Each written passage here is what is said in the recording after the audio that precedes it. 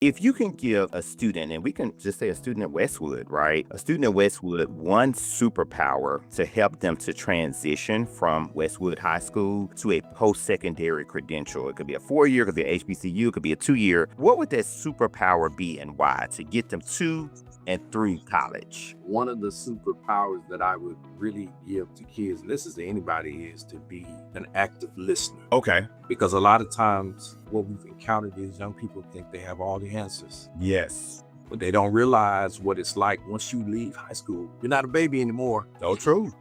As our parents have told us, nobody's waking you up, go to Right. class. Nobody's telling you, oh, baby, you got to get this done. Because at that level, especially in college,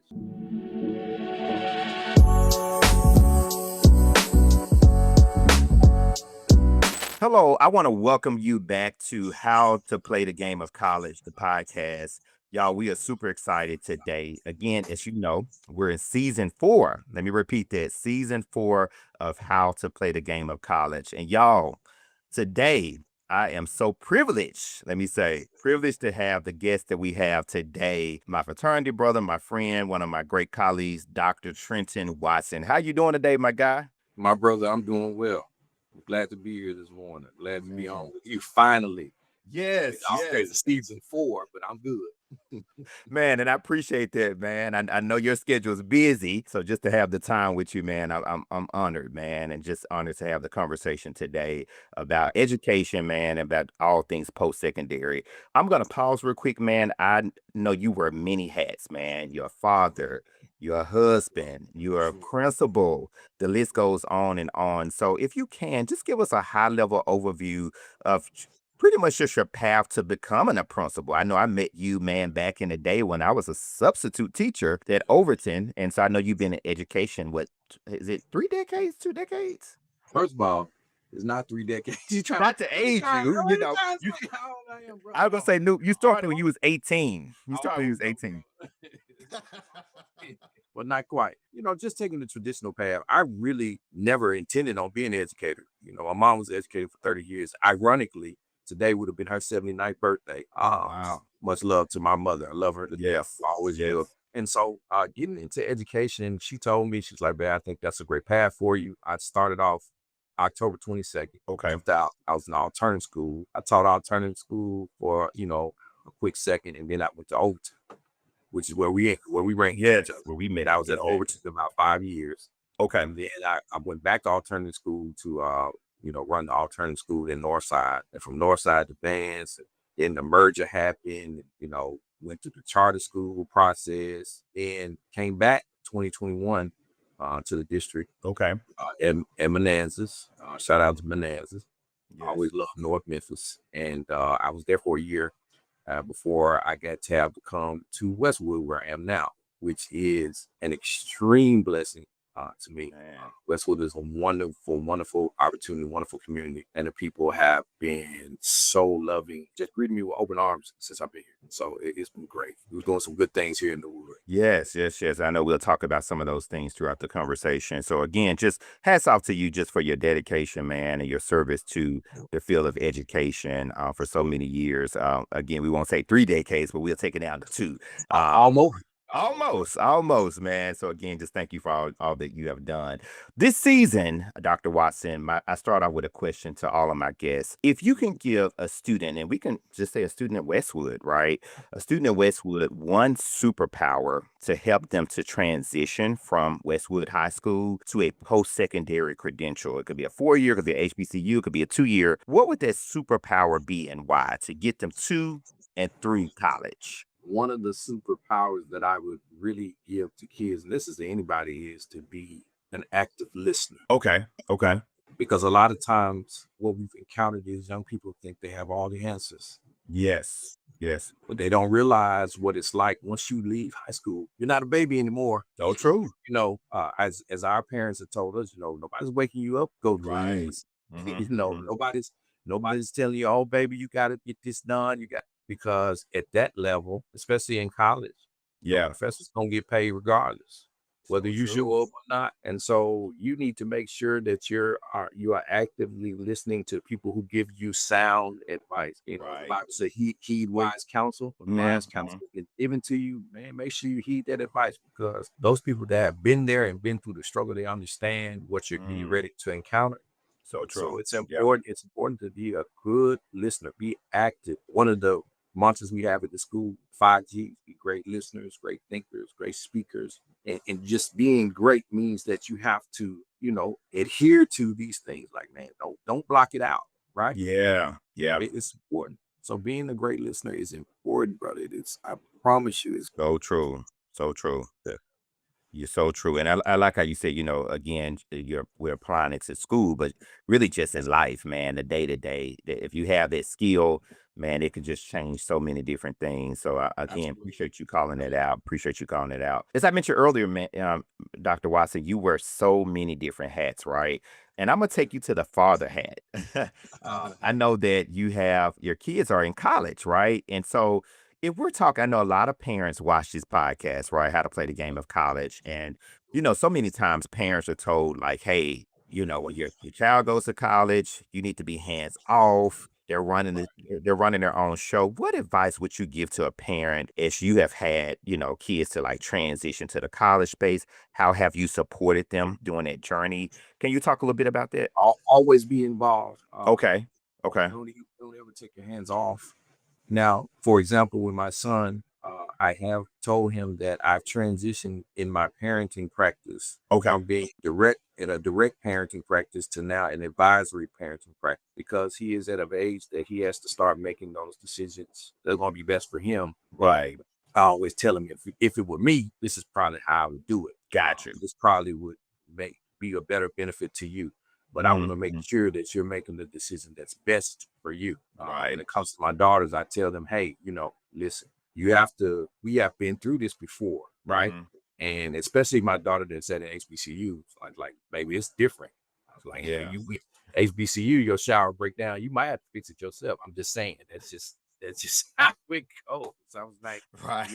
the process can be a little different sometimes. Yeah, yeah, No yeah, knock, no knock on any HBCU, because I'm a yeah, part of this one. But it's just the way it is your survival skills just have to really start to amp up, because when you're at right. college, it's like, hey, you're different. You kind of on your own, but Mhm, mhm. as a parent, you still are constantly like, hey, baby, check in, man. You know the old adage is, when kids go to college, they stop calling their parents, or Right, right. call once a month when you need some money or what. Now, Mhm, until mhm. we make sure that we're talking almost daily. Okay, And make sure okay. we're keeping in contact of, what's going on. I just want to, I'm not trying to keep tabs on you, but I am trying to keep tabs on you. Right, right. Yeah. So like you said, the support comes in just a different Sure. form. And real Absolutely. quick, can you shout out the schools? I know you do have one at a HBCU and then your son. Yeah, my daughter is University of Memphis, and one at Tuskegee University. Yeah. Okay, Kind of okay. That's the next question. So, sure. chapter in my book, How to Play the Game of College, we talk about college fit, right? And now, 2025, as you know, you have so many different options from community Sure. colleges to HBCUs to 4 years. How did Absolutely. you help your students to, because they are at two totally different types of schools, right? What was that process like when they were deciding on what schools to pick, and how was your involvement in that process? So I always told them to choose a school that they felt like was the best fit for them. Okay. My son started at the University of Tennessee in Knoxville, and ultimately, I don't know necessarily it wasn't a good fit. It's just Okay. that he wasn't ready. He wasn't ready in terms of maturity Yeah. to be on his own. So he had to come back. Ended up graduating from the University of Memphis. Okay. Uh, Okay. my oldest daughter started off at George Mason in Fairfax, Virginia. Hmm. But I think, and to her credit, she did very well academically. But the timing with my mother's passing and she having to Mm. leave for Okay. college a week later, Okay. she never got a chance to really grieve. And she's one of those people that she feels like she's the overseer of her brothers and sisters. So Got you. being away, it was tough for her. Okay. Uh, and Miranda's case, going to Tuskegee, that's something that she always do. That's been her. Oh, That was her dream school. okay. And Okay. going to Tuskegee is what she wanted. She's been dead set on that since like the seventh grade. Oh, So wow. Okay. Yeah. her being there, and she's doing well. She's gotten planted. She's getting involved, and so it's been good for her. Okay. Now she got a little vehicle that she can rock us. is absolutely not much into skiing, Right. uh, Yeah. but she's really involved and loves the school, so she's having a great time down at the Okay. school. Okay. And again, I love how you saying, every kid I have two and they're totally different, right? And so you have one. I think, what I'm hearing from what you're basically saying is, you have to there's not one size that fits all, right? And so even with your son, like, hey, he went off to, 8 hours away from Memphis to Knoxville. It didn't really work, at that time, but he was able to transfer back. And like you said, just going back to the original question before, just being a support system for your Yeah. kids, but at a good level, right? We don't want to, sometimes we have parents and me being in the field of higher ed that wants to, we call them helicopter parents. They're at the school every Going day. up and over, yeah, Right. no, You have to have that we don't big. have we don't have time to do Exactly. Exactly. Yes. So true. So true. So let's go to the other hat of you being a principal, right? And at the Westwood High School. And I've been had a chance to witness so many great things that you're doing at that school and just how the community is involved. When we think about the landscape of education and specifically higher ed, right? What role do you think the K-12 system plays in getting students prepared for a college credential and maybe it. even We shadow some things y'all are doing. Yeah. One of the things that I have always talked about is that the K-12 model has to get back to building those foundational skills that were important for us. We can stand on our education, being products, we're a legacy Memphis City School. Yeah. And you had quality teachers that really cared about you becoming more than the statistic, right? So true. I remember vividly an instance being in the 5th grade. I had Miss Barbara Williams in the 3rd grade, and the skills that she taught us in the 3rd grade, she would literally see you in a lunch line. She would pull you out if you were hers, and she would Wow. ask you questions Yeah. from the Yeah. 3rd grade, and you're in the 5th grade. You're not even my teacher anymore, but it's because I know you and I care about what happens to you. I want to So make true. sure that those things that I taught you stuck, right? Okay. Right. And it's important to operate that way. In this model, our job is to inspire kids to want to be here. A lot of times, some of the worst kids in the world will go into a certain class and you wonder how are they Man. thriving So true. because the teacher has inspired them and brings out the best of them. That's what we have to continue to do in this K-12 model. Like, Yeah. look, it's important. Our kids need it because look at the state of Yeah. things now. If we don't do it, what happens to them? Right. So true. So true. Yeah, because this is the thing that I tell teachers all the time. Those kids are not here for you. You're here for them Man. every single day. Yes, yes, yes. Man, we could just drop the mic right there, Newt. Seriously, yeah. If we have just that mind shift change, and again, just shout out to teachers. As you just mentioned, your 3rd grade. I know we could go back to Overton to Miss Hardaways and Don't play with the heart away. right. Folks that when you're in high school, you like, man, this teacher staying on me, but they're preparing you for life. I still find myself quoting Miss Hardaway and Miss Jackson, and just the level of excellence that you had to like rise up to in their classes, man. And it really pays off during my time now, and especially the work that I'm doing. So yeah, definitely hats off to our teachers, man. Yes. Sure, absolutely.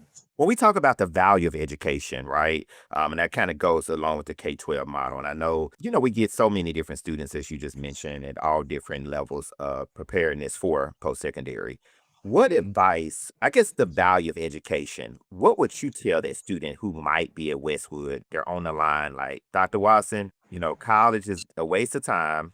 I could go on YouTube. I could make some money. I can go work at Amazon. I can make some money. What advice would you get to that student? Just curious. Well, I tell them, the truth is that college isn't for everyone. So true. Yeah.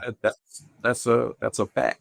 Yeah. Uh, But if you want to maximize what you just make sure that in any aspect you get all the education that you can get. You don't want to, if it all possible, you don't want to work for someone if you don't have to. Right. Right. But you want to, in order to get to the next level, you have to be knowledgeable about a certain position, skill, industry. You want to make sure you have all of that information so you can be the best that you can possibly be. So true. For example, I had a cousin who was an older cousin to my dad's first cousin. Bud Davis saw him washing a car one day. Wow. Okay. And Bud Davis was like, wow, man, you really know how to do that. And he was like, hey, I got an opportunity for you. Yeah. And Bud Davis gave him an opportunity, and he took that opportunity to learn business, right? Okay. Working up under him all those years. And, to the point where he retired extremely early because Mm. Mhm. he learned maneuvering, business, ins and Yeah, outs. yeah. But he didn't go to college, but he was a big proponent of kids going. Right, right. Mhm, mhm. He said, because I did it that way, but if I didn't have to, I would have done it this way. Man, So so if my true. opportunities were limited, if your Yeah, yeah. opportunities are not limited, hey, then take advantage of everything. You can get a free education. We want Mhm. you to do it. And especially now, I tell kids that talk about going to college, but may not be able to qualify for the 4 year. I said, man, you Yeah. take that 2 years, it's free. Right, Why exactly. not? Yeah. And most of you all that's going are talking about opening your own business. Go get that associates in business. Mhm, mhm. You Yeah. got that foundation. You've learned some skill set. Then you go out and now you become more marketable. So true, so true. Yeah, Yes. it's ways to do it though. Yeah, yeah. And like you said, just sometimes present the options to students, again, college back in the day, we only really saw college as the 4 year, right? But now, Right. city mentioned, you got technical schools, you got Right. certificates, there's Yeah. so We many sent different 12. things, We that's sent out. 12 to technical school this past this graduating class. Yeah, they've gone. Wow. So it's like you can have opportunity. There's things Yeah. out you So true. absolutely. Yeah. So true. So true. Man, we're getting to the end of this interview, Dr. Watson. And I want to, again, I've had a chance to come to Westwood and just witness the community out. And when I think of Westwood, I think about the community being involved in that school and just with students in that particular area. How important do you think when we think about the community involvement, especially being in Memphis, where, so many times we hear the negative parts on the news, right? The youth are not up to anything good. But, a lot of times my question to students, to folks who say that is like, hey, what have you done in the community lately? Are you mentoring any students, or have you been to high school to, maybe help a student with a college application or whatever the case may be? How important do you feel that community? I know that's a big component at Westwood when we think about just helping students to navigate the next phase of life. It shifts the atmosphere. Okay. Okay. Yep. Kids see that the community is involved and they're consistent, Mm, hmm, hmm. not just showing up one time or showing up for a celebration or showing up for a cookout. You Yeah. showing up some of the most integral times of the day, just Okay. in the middle of the day at lunchtime. When I had the guys at the time from 901 Block Squad were coming at lunch Yeah. every day. That was just they saw the kids saw the consistency, and then they would show up Mm, again at dismissal. When I get volunteers that come throughout the day just to check on the kid, it's never yeah. that's not for money. It's just I Right. just want to make sure that this child is okay. Yeah. I Yeah. shout out to the alumni at Westwood who are extremely involved, Very involved. Yes. consistently Yeah. involved. Everything. Mhm. I don't have to ask twice when they know it's going to be a benefit to the kids. Man, they run, and then they bring me a lot of ideas about how they can Yeah. help. Change just trying to change the culture because they really love the school. Mhm. They really love the kids. They want to see Westwood do well. So it's not very hard to get them to get involved. Man. We're putting plans together for us to go to Vegas. The basketball team's playing in Vegas, girls and boys, in December. So we're going to take a large group to Vegas. Oh, So, nice. so it's Nice. a lot going on. We just that's just who we are. Yeah. Yeah. Yeah. So it's very easy. Got you, got you. And again, I had a chance to witness it. And, so many times you have students that don't really have their village at home. And so them coming to school and like you said, the many different initiatives that you're doing at Westwood with the lunches, the community outings. I know it's just really, making a difference in the youth life at that particular school, man. So hats off to you for doing that. Another bucket. I told you, it's got many different hats, right? And so behind you, I see this great sign, man, Bridges and Breakthrough. I know you are a new author and this book is just blowing up everywhere, man. And so can you tell us maybe why you wrote the book and, for someone who was looking to get it, where they can find it? And yeah, man, I'm excited about it. Well, sure. Part of it is some time ago, I told my mother that I was thinking about writing a book, and she kept pushing and pushing. Okay. I wish she was here to see it, but I Yeah. just with all that we have experienced in just Memphis Shelby County schools in the last year, I have to Hmm. get into all the detail. Hmm. We've seen a shift, the type of individuals that are in front of our kids every day. Okay. And you got a lot of educated employees, but not many educators. Mm-hmm, And hmm. effective educators have to be in front of our kids every day if we want to maximize their potential. So true. So Yep. this book is really a resource to tell people who are not in that realm of educator that, hey, Okay. here are some tools that you can use to move to this space. Because Wow. we appreciate people coming into the job. We don't want to demean them or Yeah. talk bad about them. We appreciate them for showing up. Yeah. But Yeah. it can't, but what we do, it can't be about the money. And you have to love kids because parents sent us the best they have, and the best they have may be cursing you out every day, Right. but they keep coming back, right? Yeah. Yeah. So how are you going to deal and navigate with this situation, knowing that this particular child got a 504 and an IEP? This Mm-hmm. particular child is on medication. This Hmm. particular child comes from a home where he or she is basically responsible for all their siblings while mom works at night. Wow. And Yeah. there's no Right. connection where a parent has a chance to really be a parent. All of these things Mm-hmm. happen, right? Hmm. So it's important to that we remember that we appreciate these people. Just like, man, don't shun them away. Bring them Yeah. in. Let's talk about it. So So true. shout out to every contributing author in this book. Yeah. Eric Yeah. Brent, Shannon Cotton, Zonja Yeah. Glover, and Renee Meeks. I love them so much. I Yes. appreciate Yes. all that they contributed. I mean, just powerful words and Hmm. stories and reflections in this book that they offered. It's the Bridges, the Breakthrough crew. I appreciate it. Man, so and again, the authors that you shouted out, I know they're doing some excellent work. I know all of them personally. Absolutely. So yes, Absolutely. man. Where can they get this book? So the book is definitely on Amazon. It's on Okay. Amazon. You can check out our website, effectiveeducators.com. Okay. And there's a link in on the website where you can go and purchase the book. Help Perfect. us to be number one on Amazon. We Yes, gotta, yes, we yes. gotta catch up with Dr. Boyd. I was gonna say, look, stay number one. It's already a man. So yeah. So again, just look, I call you Noob because you're a friend, you're a brother, man. So part of this season, I want to really be, and that's why you're on season 4. I really want to be intentional about the guests that I brought on, and many of them are friends and personal. I didn't even have to pull out any questions with you because I know everything, right?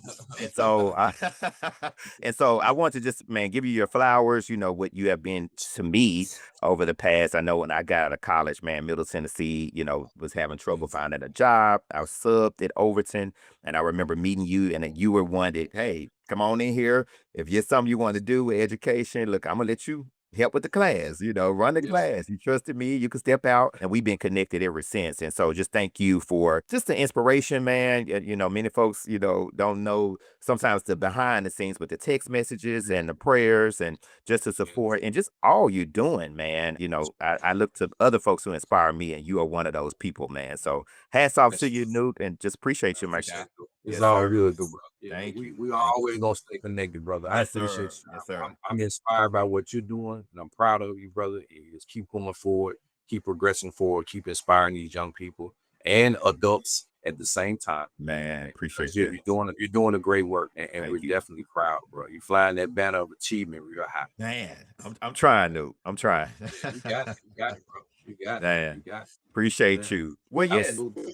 Yes, well, thank you so much, Dr. Watson, for being on the podcast today. Of course, we have your contact information. We have your website where folks want to go get the book. And thank you to the guests. Make sure y'all like this video. Make sure you share. Make sure you comment. Dr. Watson is going to be watching, and he's going to comment under your comments.